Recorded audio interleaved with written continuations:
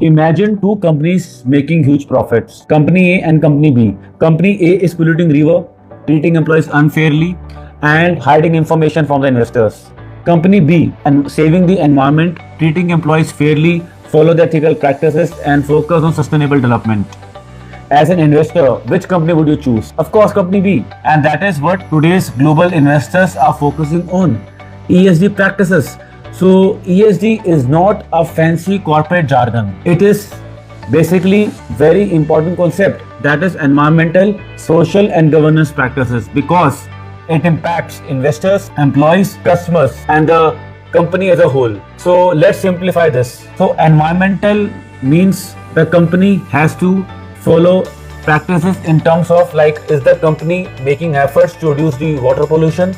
Is company saving electricity and water? Is company adopting the renewable source of energy? So suppose a company is discharging chemicals into the river and polluting water bodies, so and also making huge profits. So financially it might be earning and doing very well. However, environmentally it is damaging the society. So now let's talk about social part of it. So it covers basically how the company is treating its employees, what ethical practices the company is following with respect to the employees, and how the gender equality is being followed, plus the customer satisfaction also.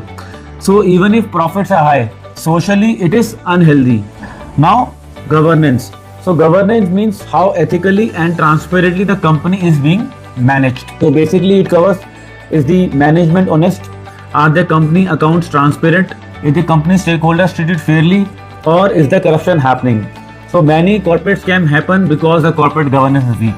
Like recently HDFC Bank, IndusInd Bank, a lot of corporate governance failures. So now let's understand why the ESG reporting became so important. So earlier investors used to focus on profit, but now investors are becoming fully aware and they are asking questions how the company is earning that profit.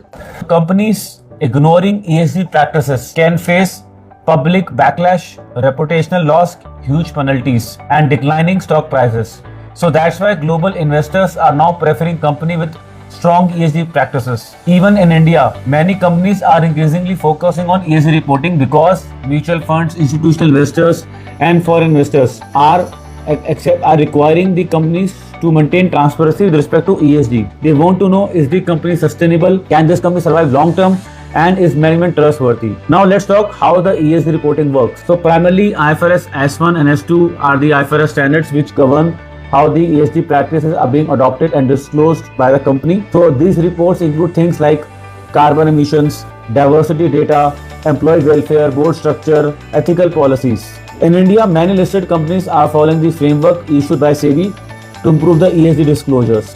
So remember this, profit shows how much amount the company is earning, whereas ESG shows how the company is earning that profit. So in the future, companies with a strong ESG practices may build stronger trust, stronger brands, and stronger long-term growth. Hope you understood ESG. Keep following me for such simple business and financial insights. Thank you.